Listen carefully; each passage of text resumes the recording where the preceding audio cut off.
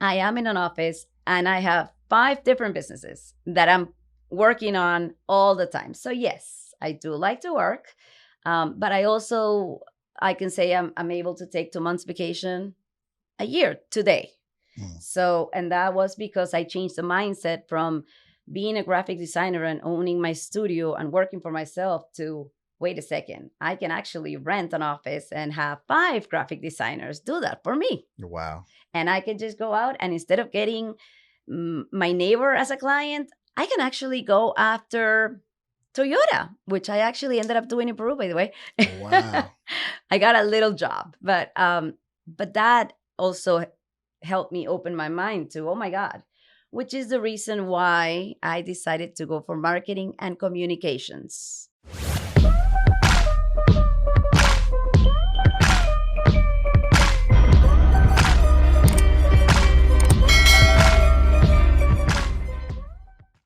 Okay, back again with another episode of Attractive Mindset. Today we have an amazing young lady who has done so much for the community of South Florida in general. She's super energetic, has a great personality, and when it comes to business, she's one of the greatest people that I know. And I'm going to let her tell you more about herself. And so, Miss Alexa Boothman. Well, thank you for having me, Rich. It's a pleasure being here with you today. So, exactly what is it that you do in business? So I rent physical space. Basically, I provide you with an office. It comes fully furnished with internet and phone, break room, and the utilities included. So you can just come with your computer and start working.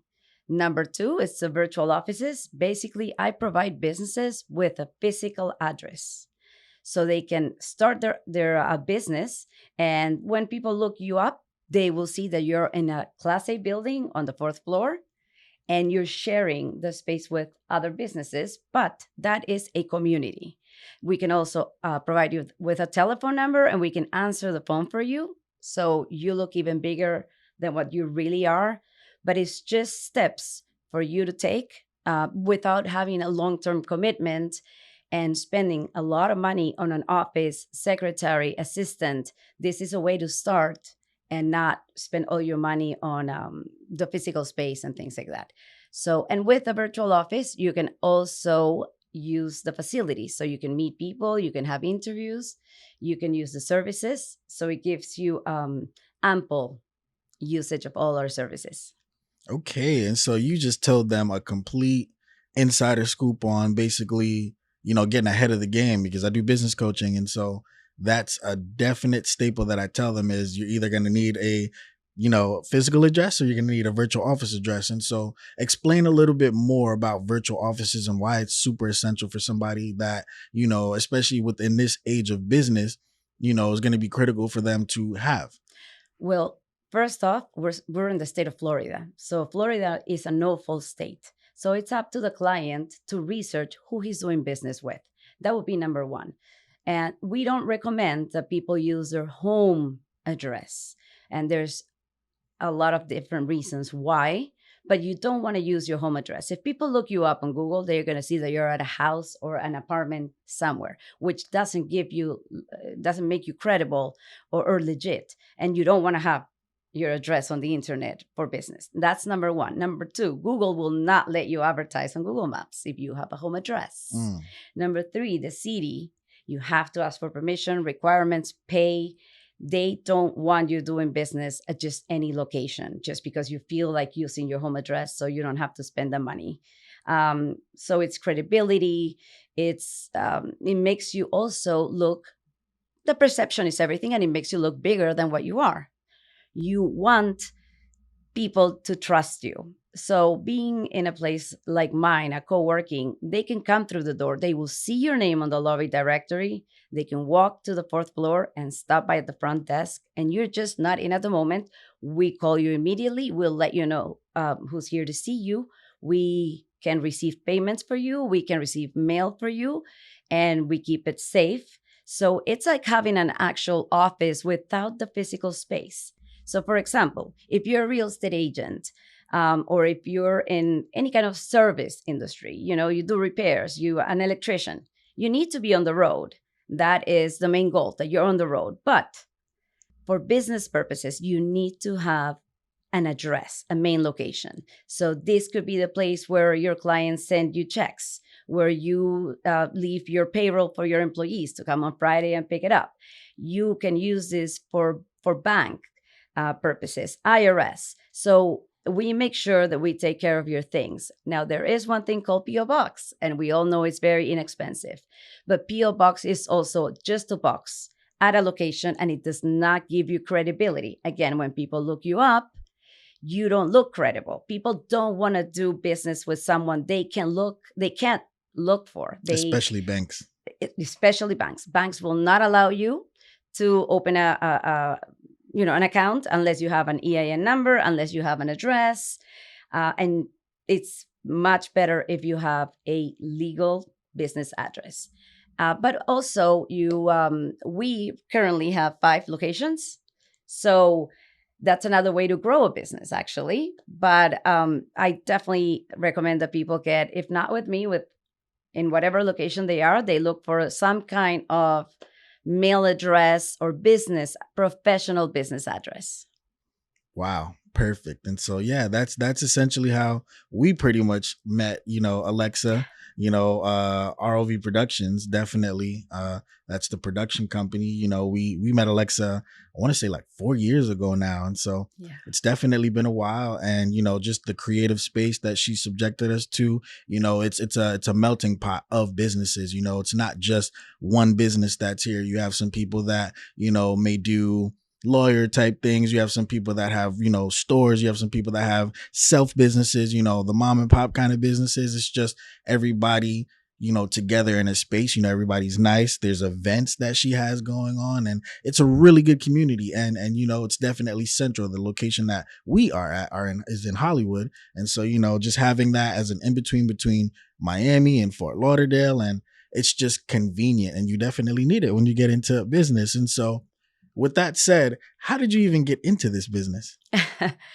Okay, so I believe it was in 2002, more or less. I decided to go back to school. I have a degree in commercial art. Wow. And decided to go back and do marketing and communications. And I wanted to go full time. I knew that I wanted to finish my degree in a year, which was like pushing a little bit too much. So I started working at an executive business center, which was literally 5 minutes away from my house. And I thought, well, it can't be that hard to, sort mail and answer phones. Little did I know, it was much harder than anybody can think, because, of course, you're working with different businesses, different owners, different employees of different businesses, different names, and you're answering the phone for all these type of industries. And to give a good service, you need to know what each one of them does. So by the time I graduated, I was in love with meeting so many people, and I realized that I could help them, because most of them were starting out, and I had learned so much that I could help them. I could talk to them. I knew that I could offer them the best solution for their office. So if somebody came and they were starting up and they had saved and they were using all their savings to open an office, I would gear them towards the virtual office. So they would put all their money into marketing. I would help them with marketing ideas.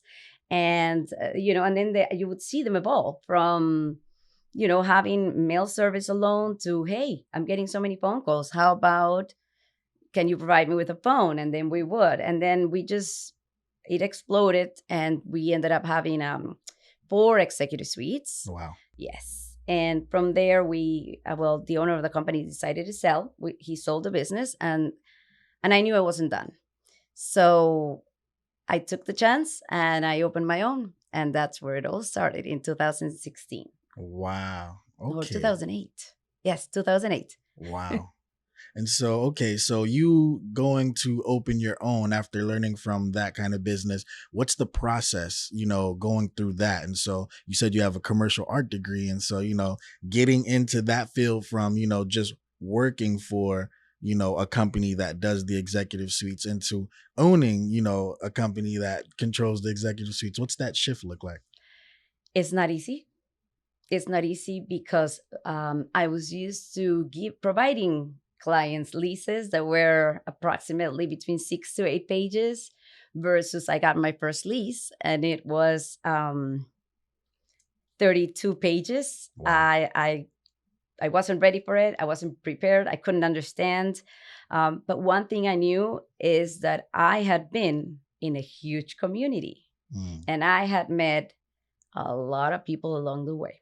So, that's where the community comes into play. I actually knocked the door of an attorney that had started with me, and he did commercial real estate, and he started by himself. And when by the time he left us, he had 5 offices Wow. and a full staff. Yes. And so I knocked on the door, and of course, he provided his services. Just, I didn't even have to ask.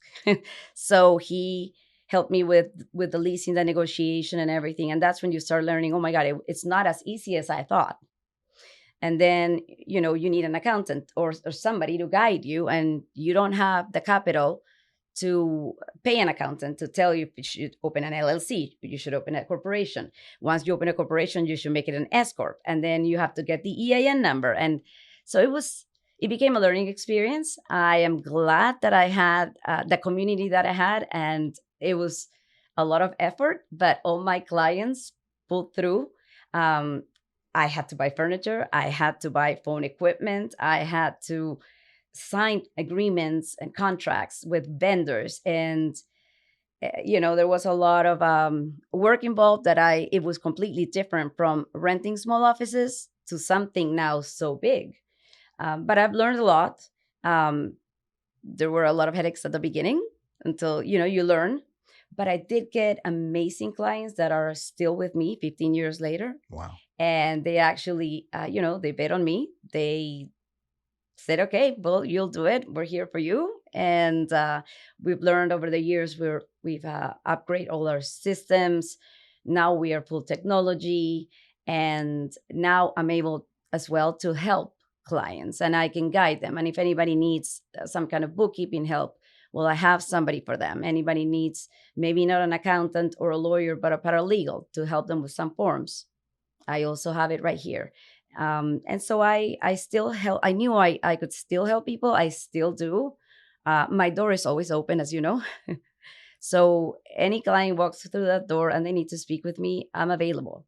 I may not know it all, but if anybody needs some kind of coaching, or I feel like they are stuck, well, I guide them to you, because I know that you're gonna get that block, get it out of the way, talk to them on a way, teach them procedures, manuals. I don't know, there's a way to make it bigger. What is it that you want as an entrepreneur? Well, we as a community can make that happen. We have, like you said, we have a bunch of different companies. We have a funding company today. We have an Amazon store. We have engineers. We have janitorial.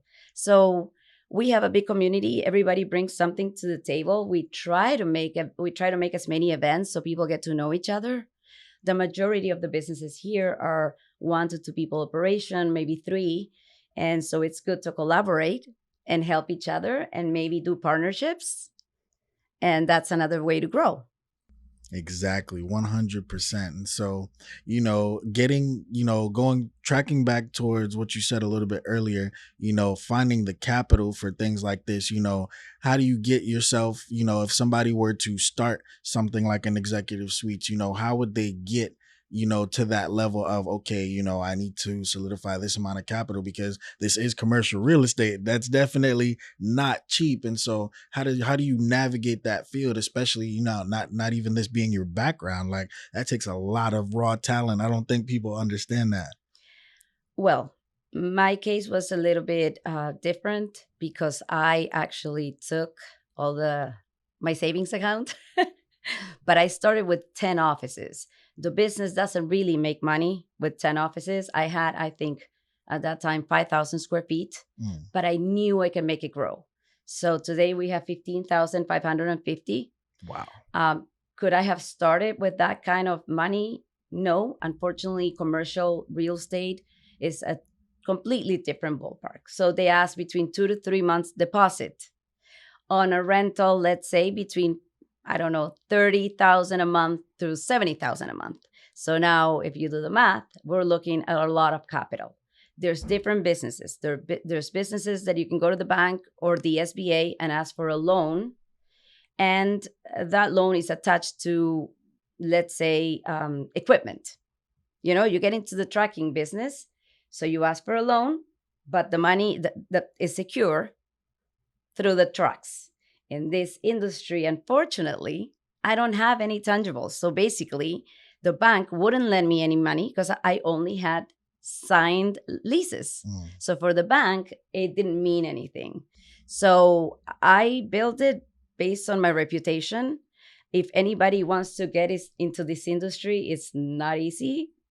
You have to look for a building that's willing to work with you, and you do have to get the funding.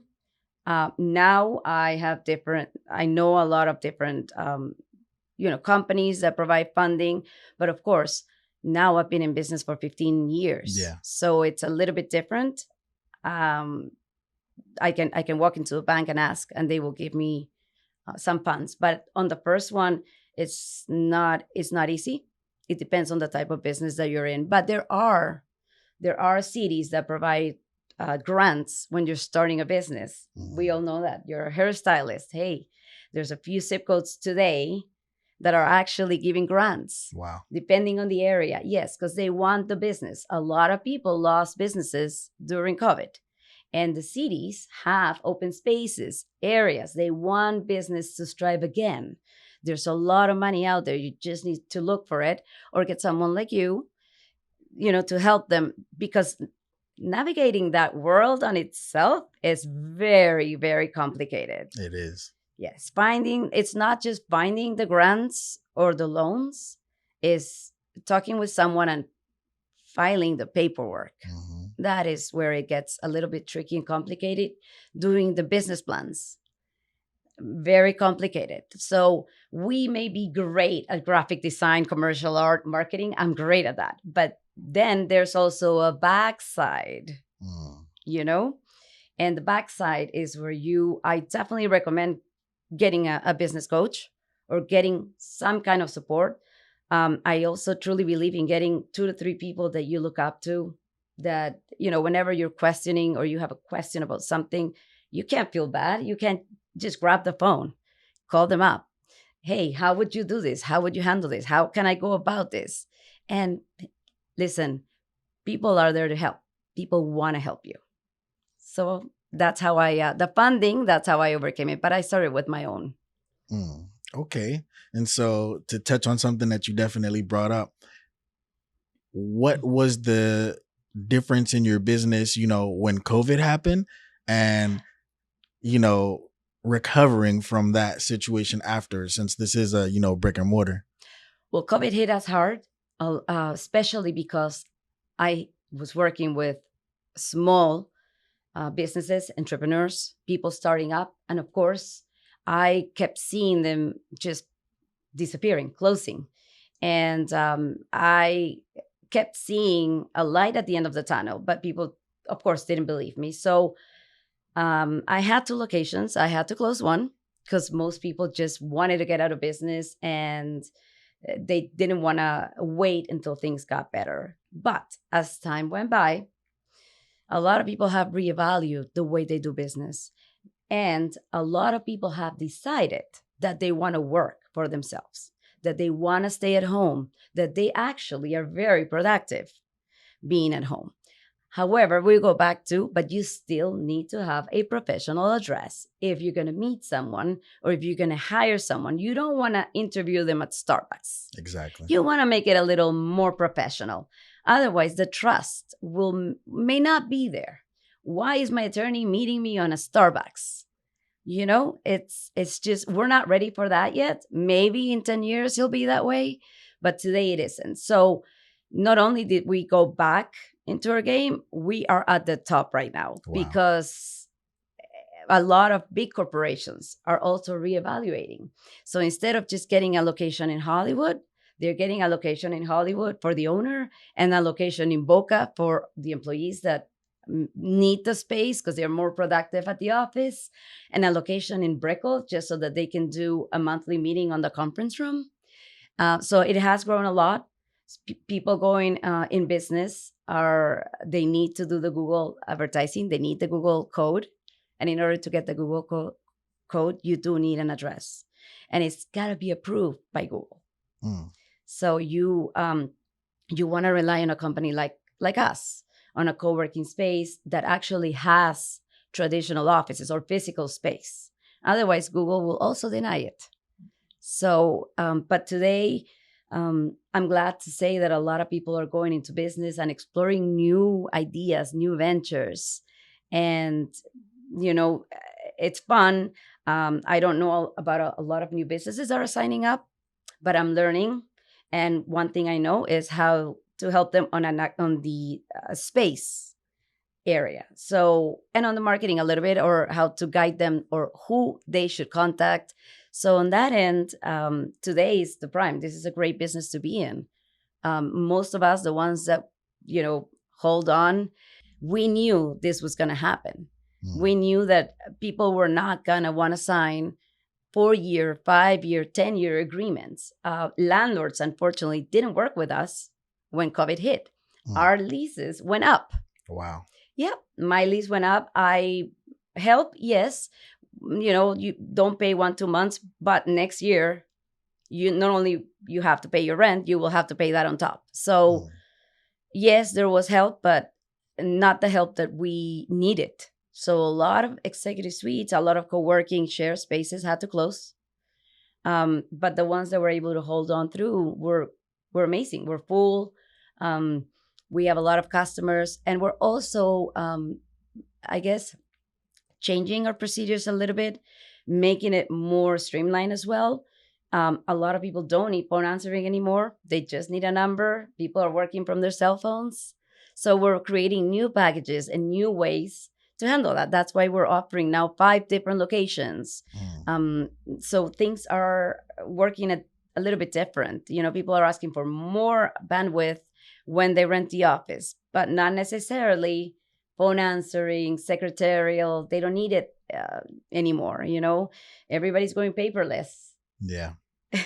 So it's just different businesses. Now we have podcasting. Yeah. That's an interesting topic. Not before, who would have thought about that? Exactly. Influencers. Who would have thought about that? So there's different careers and things going on. AI is big. AI is big, and they just need a place to sit down and think, or we have a company, Clear. Everybody knows Clear from the airport. Well, they come twice a month to conduct interviews right here. And they do have an actual office in Fort Lauderdale. Wow. At the airport. It's just, it's complicated. If you go in for an interview, you have to pay for parking. You take longer. This is easy. It's convenient. We're 2 blocks away from I-95. Free parking, and it's comfortable. So they've been doing business with us for a while, and it's like I said, business has changed for all of us, and we just have to adjust, I guess. Definitely have to adjust. And so when you're choosing a location, like, what do you think about? What goes into, the thought process of choosing a specific location to have these spaces? In the past, I always wanted to be close to a highway to make it convenient. Definitely wanted to have free parking, or at least low price parking. And I wanted to be always close to a courthouse, a satellite courthouse. Because back 15 years ago, 90% of my business was attorneys. And that's what I focused on. And I've helped so many of them that I kind of have like a legal assistant degree, kind of. So that's what I was looking for. Now things have changed. I still think a location should be close to some kind of highway. Now it would have to be based on the city itself, the kind of people living in the city. So you have to study the actual city you're thinking of, how many centers there already are. Mm. I still think that depending on the business, you can go class A, class B, class C, or you can have both. It depends on what target you want to go to. Because if you want to go to the target that does event planning and podcasting, you may want to have a first floor location so people can come and go, easy access. Mhm. You know, if you want to do a co-working based on anything that has to do with facials and eyelashes and hair, you want to do an executive suite or a co-working shared space, first floor as well, maybe on a shopping plaza. Versus we're still focusing on entrepreneurship business wise.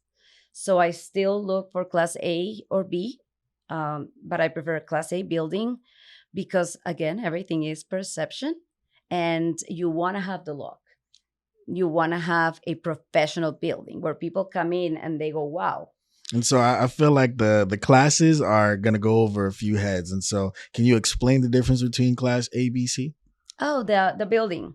So a class A building has, well, this is actually a yearly studies done by CBRE and other different businesses that their main business is commercial real estate. So when you go look at a building, usually on the specs, it will tell you the class of the building. But a lot of it comes in the AC, the year it was built, if it was remodeled, if it wasn't remodeled, the if nowadays the new buildings are coming with everything technology. You don't even have to press a button to call the elevator. You can just look and tell the elevator to take you to floor number 7. You can see Wow. those in Brickell. Yes. So, but it also depends on the city. So we are on a class A building in the city of Hollywood because we don't have that technology here. But in Brickell, we would be considered a class C because in Brickell, you will have those kind of buildings where you press up, like you go to the lobby directory, for example, press on the client, and it will tell you what elevator is coming for you. And the elevator opens up by itself. And just walk in and it will take you to the floor. Wow. So that's a new technology, and that will be considered in Brickell a class A building, the rating. But Okay. I focus on the look of the building. I want a professional building, a building that is well kept, that the owners, the landlords are taking care of the building. So when your clients come to see you, they see a professional location. Perfect. And so you said that 90% of your business used to be attorneys. And so is there like a target audience that you usually end up looking for, or people that more so even just gravitate towards the business in general? Like who's a good fit for, just some examples of, just having an executive space? Okay, so things have changed, like I said, a lot. And the reason why I focused on attorneys is because I knew their business and I knew that they were great at the law, but they were so bad in business. Mm. So they needed the help of someone to set it up.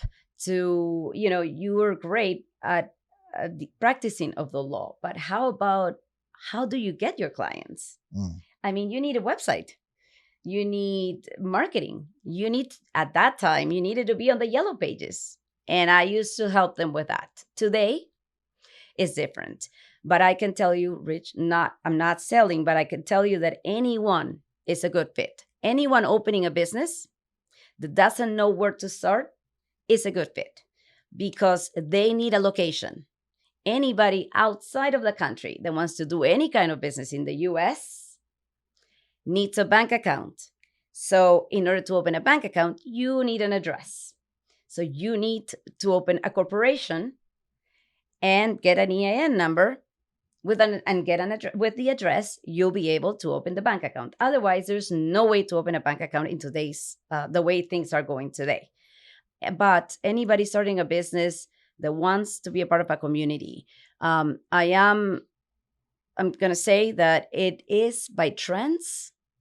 Okay, so everybody knows the last year, real estate was off the roof. The prices went up. Mm-hmm. So I started getting lots of real estate agents title companies, mortgage brokers. So I target that audience a little bit more.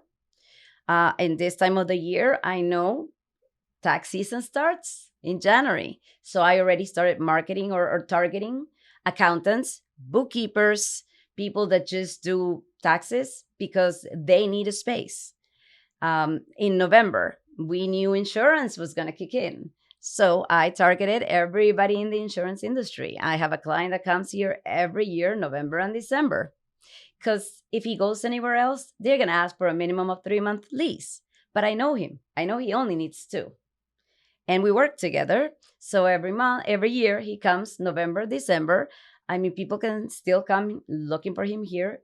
His clients know that the rest of the year he's at home. They know that, and there's no problem with that. He represents insurances, and he's working for the government. It's Wow. Obamacare. So there's nothing fake, there's nothing hidden, but a lot of people want to see him face to face, and he doesn't necessarily want to use his home address for that. Of course not. We go back to that. And he needs a computer and fast internet to do the processing of the insurance right there and then. Wow. So basically, what would you say is like your main method to, finding clients? Like, is it like Facebook ads or, referrals, or what's your biggest influx? Like, how do you bring people in? The main thing is by brokers. The main way is by brokers. We're all on Google. I was lucky enough to open Hollywood Executive Office Suites, which is the DBA of Alexa's Workspaces. And that was opened 15 years ago. There was only one other center in the area. And so by calling it Hollywood, I am still at the top ranking. Wow. Because right now there's a lot of competition, but Google is one of the best ways. I have done Facebook, and people are interested, but I need to revisit social media because things have changed a lot, and I will. But before, people don't really went to social media for an actual office space, and they still want to come see it with their own eyes. They want to see, but I want to be able to offer a solution where, all these new people in technology, all these new people that are doing podcasting even from home, or website design, or they don't necessarily can afford an actual space, but they need to have an address. And so we're starting to create a campaign for all those people starting businesses that are copywriters, and they just don't know where they want to live. They want to travel the world, which is the new trend, and they want to be digital nomads. They want to be writers. They social media influencers. Well, but they still need a location they can trust, where they can receive their mail, where they can receive checks. We deposit checks for our clients that are abroad. We can mail you or scan or even take a picture of your mail and send it to you. So you don't have to be stuck to a location or a place. You can be traveling the world and working from the beach. That doesn't make you less of an entrepreneur. That Exactly. just, you're in an industry that you don't really have to see people. But you still, if you want to grow your business, regardless of where you're working, whether it's the beach or your bedroom or at the office, you do need to have some kind of business presence. People want to make sure that they're going to pay you to do something that you say you're going to do. And if you don't, they can go look for you, because they want to trust the person they are doing business with. In today's industry, that is the way to go. You need to trust who you're doing business with. Okay. And so just to double down, you do not need to be in the same state, which is Florida, to have a business address here. No, you don't. We have clients in Israel. We have clients in Spain. We have clients in Peru, Argentina, Mexico, and all over the U.S. It doesn't matter where you live. If you need a location in South Florida, you can get an address with us and we'll receive your mail. That just means, depending on the industry that you're in, if it's an industry like real estate, if you're a realtor and your license says you can work here, you can live anywhere, but you can practice only here. So you need an address here. Or if you're 6 months in one state, 6 months in Florida, same. It doesn't matter where you live. It just matters where you want to have, who you trust to collect your mail, to receive your checks, to make sure your things are safe. And that's where you want to go. Wow. Okay. Now this was definitely informational. And so what would be 3 pieces of advice you would have towards, just new entrepreneurs, and maybe if they wanted to get into like a field like this? Well, number 1, you have to study the business that you're going in. You have to put things on paper. Going into business is not easy, but that would be number 1.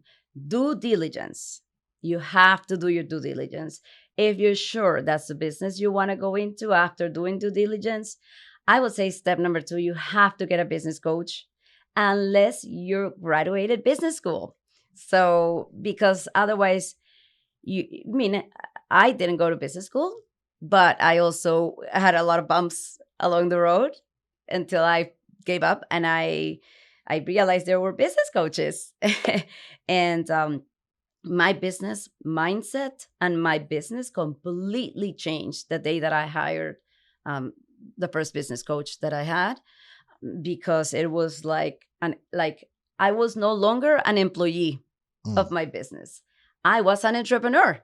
Wow. And that there is a big, big difference between being an employee of your own business and just, hey, I do electricity. I'm an electrician, but I work 7 days a week for my company. So explain that to them a little deeper. Oh, okay. So it's very easy.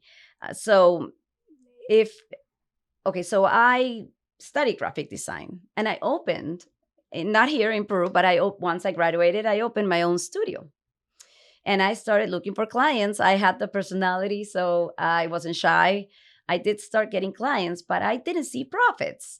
Why? Because all I did was work pretty much 24/7, getting all these designs out. So when I did the math, I was making, I don't know, $8 an hour. And I was an entrepreneur. I was starting my own business, and it was great at the beginning, but you start getting tired. And the years pass and you're like, wait a second, all I do is work more and I don't see how I'm growing. Okay, let's say you do hire someone because you are growing, you're making more money now, but you're still stuck. You're still working. You're doing the books. You're doing that. You're going after people for the money. You're playing different hats, and you don't know business, so you don't know how to read your financials. And at the end of the year, you have all this paperwork and you go to your accountant and they go, oh my God, what is all this? You have no idea what you're doing, but you are just an employee of your business. You're a business owner. If that's what people want, then hey, great. But I knew I wanted to be an entrepreneur. An entrepreneur is somebody that's going to use leverage to do a pyramid kind of business where you're at the top and you have people doing tasks for you. It becomes a team. But at that time, you can actually focus on growing your business, on opening a second location or a different business, and learning more about business rather than you doing all the work. So an entrepreneur is somebody that's looking from the outside and saying, okay, this is the way to go. And they are looking at the numbers. They're also always constantly studying the market, then the changes. We have to adapt. How do we adapt? How do we change? And that's an entrepreneur, somebody that's looking from above, being an amazing leader and having a good team, working with you and to help you grow the business, not necessarily inside of the business. Now, I personally love to work the business, but I am in an office and I have 5 different businesses that I'm working on all the time. So yes, I do like to work, but I can say I'm able to take 2 months vacation a year today. So, and that was because I changed the mindset from being a graphic designer and owning my studio and working for myself to wait a second, I can actually rent an office and have five graphic designers do that for me. Wow. And I can just go out and instead of getting my neighbor as a client, I can actually go after Toyota, which I actually ended up doing in Peru, by the way. Wow. I got a little job, but that also helped me open my mind to, oh my God, which is the reason why I decided to go for marketing and communications. I didn't want to just, I love graphic design, but I wanted to grow the graphic design business. And I knew I needed more than that. So for me, that would be the difference between a business owner and an entrepreneur. Got it. Okay, so you were on number two. Yes. So that would be number two. And number three, well, which is actually part of number two, but number three, I would definitely have to say, um, get yourself, like I said, three mentors or people that are going to guide you. It could also be the business coach, but people that are going to give you the difference with an LLC versus an Inc. People that are going to be there along the way to guide you. Um, get the location. Definitely get the location. Get started. Don't procrastinate. Don't wait until tomorrow. Do it today. Just move forward. Um, and when you have a hiccup, just or you fall, get up and keep going, and secure the funding. And I would say today, try not to use your home. I actually started the business getting an equity line of credit, Mm. and I was told not to do it, and I still did, and I almost lost my house, which was another. I could tell you the story another day. It's a long story, but I don't regret it today. But if I could go back, I probably would have looked for funding on a different way. I told you that my business is tough, but you can get business partners, angel investors, and all of that. You don't know when you go into business. You learn with time. I didn't know what an angel investor was. Now I am one. So, depending on the business, I've helped a few people with funding, not a lot, but if I trust what you're doing, eh, and I think that you could be a successful entrepreneur and you have the mindset, I will look into my resources. So that is the main three things that I would say you need. Um, and then just keep at it. It's a dream, and it's a dream that you can make possible. Just keep going. Wow, that's beautiful. And so, last question would be, um, being a there's going to be a lot of women that watch this interview, and so being a female, especially in a male dominated industry, what are some things that you've had to deal with? Do people feel like you don't do it as proper, or do you get the friction there, and then what is just some advice for women scaling into entrepreneurship? I would say, well, first off, this is an industry that it's all about, you know, what you feel when you walk through that door. So I think I was perfect for this industry. Um, the tough part comes when you go to a landlord and you want to sign a 5-year lease and they go, and who are you? So yes, that's where a little bit of complication comes. And if you're female, they look at you and they don't. I mean, negotiating my original lease took almost a year. Wow. I had to actually knock on doors. The president of the Aventura Marketing Council at that time, or she's still, I believe, the president, Elaine Adler, had to make a few phone calls because she also helped women. So I would say look for other women to give you the support. And I support a lot of women.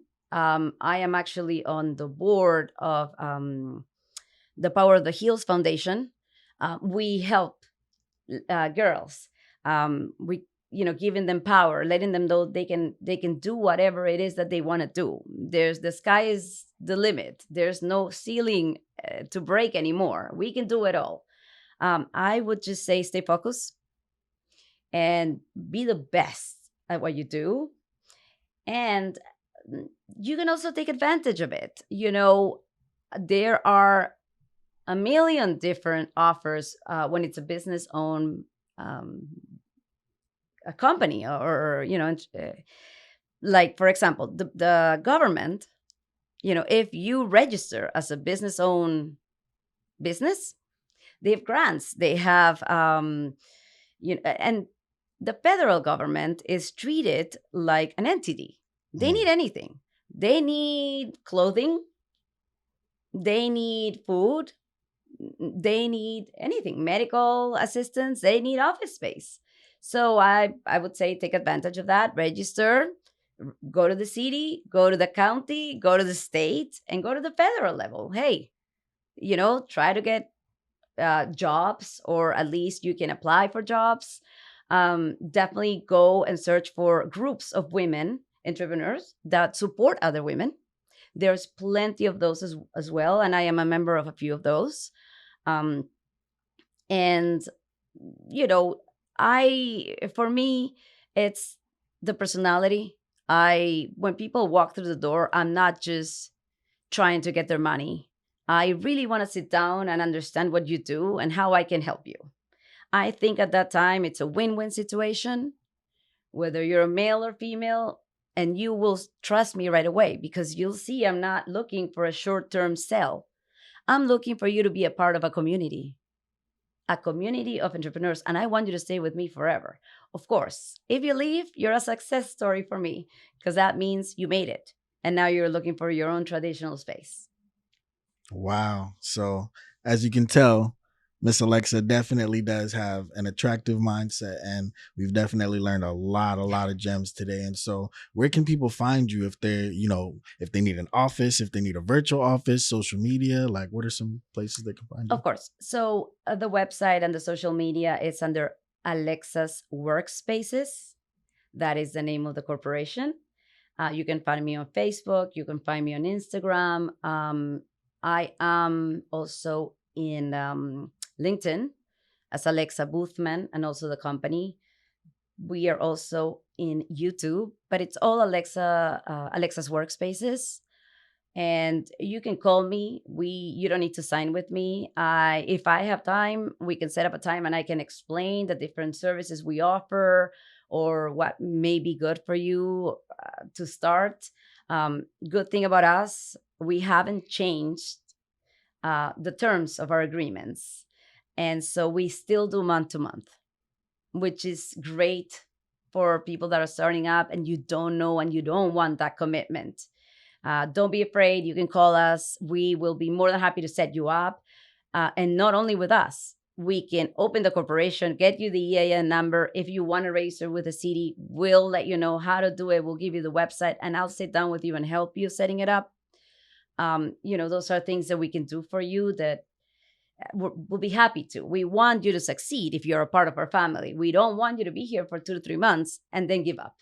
But you do have to put the effort into the business. You have to do the work. And, we will do the rest for you in the background. Exactly. And so, if you made it this far into the episode, I'm going to go ahead and say, you know, maybe she agrees to it, maybe she doesn't. But if you DM or call her and say attractive mindset, maybe she'll give you a discount on your, something that you have. Virtual offices, who knows? I'm just going to put that out there. But, thank you again for coming on the talk show. And, we really appreciate the insight, everything that you do, even just for me on a personal level, but what you do for the community of entrepreneurship and business. It's super essential for what we have. And so, again, we're just ending another episode. And as we say, we look good, we live good, and life is good. And so, we're out. Thank you.